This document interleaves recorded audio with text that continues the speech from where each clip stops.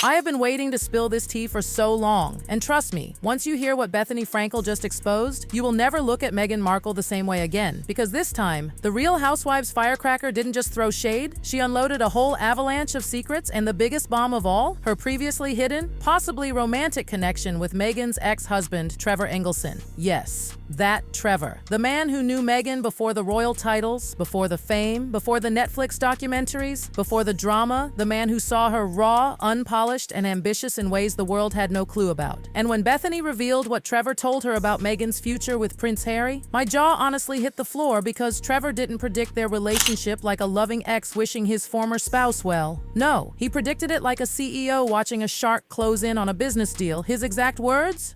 "Oh, she'll close." And when Bethany pressed him, "Wait, you think she's really gonna get Harry?" Trevor doubled down without even blinking. "She'll close." The confidence. The certainty. The way he said it like he had seen this exact movie before. It was chilling and weirdly prophetic because everything Meghan has done in the last 7 years suddenly makes perfect sense in the most devastating way. Bethany dropped this confession casually on a podcast while discussing the mess at the Kardashian party, but when she got into her personal history with Trevor, girl, she opened a door none of us even knew existed. She explained that she had met Trevor multiple times. They didn't just chat randomly, they flirted, they vibed, they discussed working together. It was what she called a potentially romantic connection. And honestly, that's Bethany being modest, because the way they stayed in touch screams there was chemistry, and all this happened before Meghan became Meghan, Duchess of Sussex. Back then, she was simply an actress from a cable show called Suits that half of Hollywood hadn't even watched. Bethany hadn't. She didn't know the show. She didn't know Meghan. She didn't even know Trevor had been married before, until he mentioned his ex-wife in the most casual, almost dismissive way possible. "My ex-wife from that show Suits." That was it. No drama, no bitterness, just facts. But later, when pictures of Harry and his new mystery girlfriend were plastered everywhere, Bethany texted Trevor like, "Wait,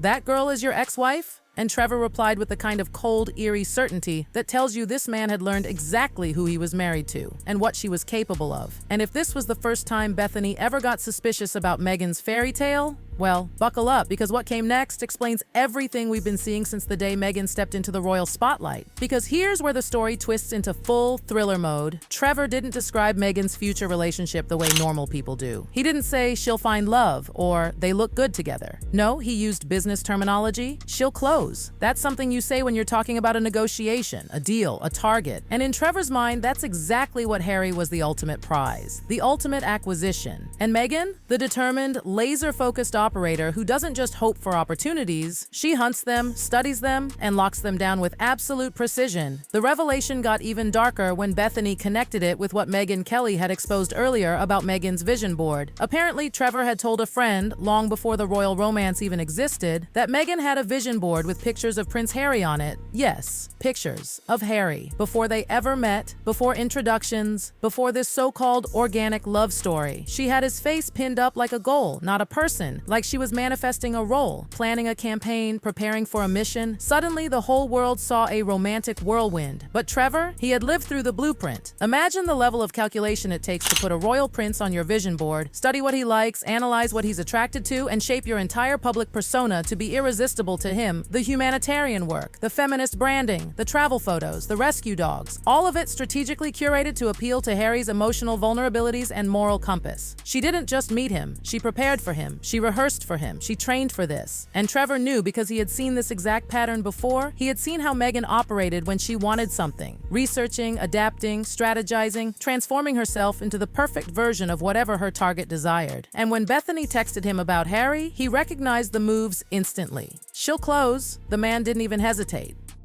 Their whole romantic story, all the they were set up by a friend, all the they bonded over philanthropy, suddenly sounds like the world's most carefully executed performance, a performance Meghan had been mentally prepping for long before Harry ever showed up. And what makes this whole situation even more jaw-dropping is the environment where Bethany and Trevor first connected. Picture it: Soho House, Chicago, a place filled with powerful, creative people. Bethany, already a reality TV icon with a booming skinny girl empire, walks in, meets this charming, successful film producer producer, sparks fly, numbers get exchanged, conversations flow, they talk business, opportunities, emotional wounds, and somewhere in those intimate conversations, Trevor opens the chapter of his past that involved Meghan. But the way he talked about her wasn't bitter, wasn't emotional, wasn't nostalgic. It was almost clinical, like he had already run the analysis and reached a conclusion. He told Bethany facts, not feelings, and what he revealed between the lines was more brutal than any emotional rant could have been. Because Trevor Engelson didn't see Meghan as a tragic love story, he saw her as someone who targets opportunities, someone who builds personas, someone who adapts until she gets exactly what she wants and then discards what she no longer needs. And Bethany, hearing all this before Meghan became a global royal sensation, stored that information away. Then years later, when Meghan exploded into the world's consciousness, Bethany's instincts instantly told her something was off. While Hollywood and America were swooning over Meghan's charm, Bethany was one of the very first to call out the inconsistencies, the contradictions, the curated perfection. And now, we finally know why. She had inside intel that none of us had back then. And when you piece it all together, the calculated charm, the vision board, the business-like language, the precision of her rise into Harry's world, it stops feeling like a love story and starts feeling like a scripted campaign executed by someone who always knew exactly what she wanted and exactly how to get it. And honestly, the more Bethany talked about those early conversations with Trevor, the more the whole Meghan-Harry saga started to feel like a psychological thriller disguised as a romance movie, because Trevor wasn't talking like a man who had been blindsided or hurt. He was talking like someone who had already figured out the system, like someone who understood exactly what Meghan was capable of and exactly how she operates when she sees something or someone she wants. And when you look back at it all, it's hard not to see Harry as the perfect target, a prince, a global icon, the most eligible bachelor on earth, vulnerable because of his trauma, emotional, desperate for love, validation, and a partner who truly understood him. It's like Meghan studied him first, identified his weaknesses, then molded herself into the one person he would never walk away from. Trevor had lived through this before. He had seen her charm, how intoxicating it could be. He had seen her ambition, how quietly ruthless it was. He had seen the way she could transform herself into whatever the situation demanded. And when Bethany texted him asking, "Is that really your ex with Prince Harry?" he didn't laugh or panic or get emotional. His response was chillingly simple. "She'll close."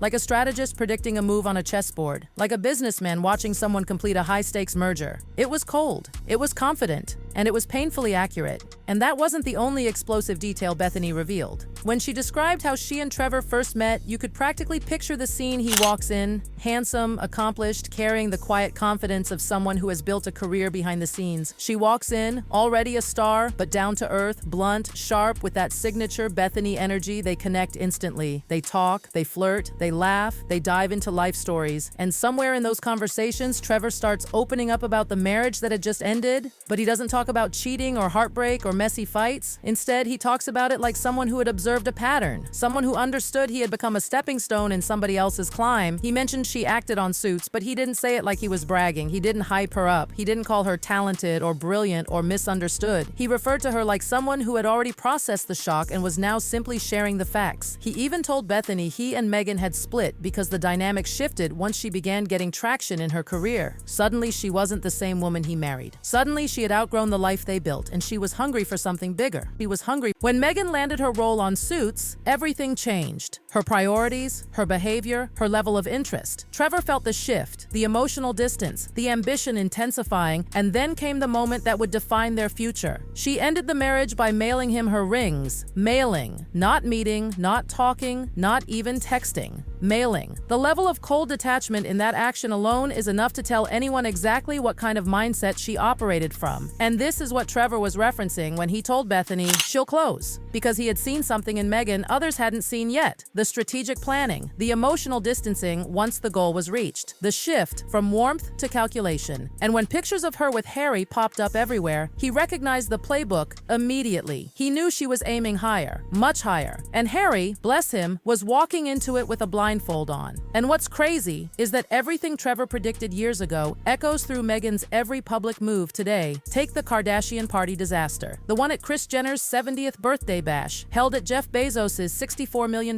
Beverly Hills mansion. This wasn't just a party. This was a networking Olympics, a status parade, a lineup of who matters in Hollywood and who doesn't. Meghan walked in with an agenda. She wasn't there to celebrate Kris. She wasn't there to enjoy the night. She was there to position herself closer to the power players, Jeff Bezos, Lauren Sanchez, Suarez, Kim Kardashian, the influencers, the moguls, the connections she desperately needed now that her and Harry's brand has been sinking like a rock. And guess what? It backfired spectacularly. Because you can feel desperation, you can smell calculation, and you cannot fake authenticity in a room full of people who've mastered the game themselves. Hollywood's elite instantly sensed Meghan's vibe. Everything she did, every smile, every pose, every whisper was strategic. And the Kardashians? Oh, they felt it. They felt it so strongly that they scrubbed every trace of Meghan from their social media, deleted, vanished, digital erasure at its finest. And that kind of move in Hollywood isn't an accident. That's a statement. It means you're a liability. We don't want your energy near our brand. And when Bethany analyzed the situation, she didn't mince words. Her perspective was brutal because she's someone who built an empire by understanding people, patterns, and ambition. She recognized Meghan's behavior instantly, and she called it out. And just when the Meghan Kardashian mess was exploding, another scandal added gasoline to the fire. The poppy disaster. Harry wore his poppy proudly for Remembrance Weekend, honoring veterans. Meghan, meanwhile, showed up at billionaire events wearing designer dresses and zero poppy, zero acknowledgement. Zero respect for Harry's heritage, military community, or the British veterans she claims to support. And don't buy the excuses poppies were available everywhere. Harry had one. Amazon, owned by Bezos, the man hosting the party, literally sells them for $8.99 with same-day delivery. Meghan not wearing one wasn't an accident. It was a choice. A symbolic one, and it was loud. Veterans saw it. The British public saw it. Even Hollywood insiders saw it. And they talked. They whispered. They exchanged looks. Because nothing screams, "I don't care about your values," louder than refusing to wear the simplest symbol of honor during the most important weekend for military remembrance, and the fact that Harry stood next to her wearing his poppy, looking stiff, awkward, and emotionally exhausted, made the whole thing even more painful to watch. Everyone keeps talking about how unhappy Harry looks lately. The Dodgers game, the red carpets, the Bezos events, the forced smiles, the empty eyes. The body language experts are having a feast with every frame. And honestly, Trevor's words explain it better than any analysis. Harry wasn't chosen because of love. He was chosen because he was the ultimate goal.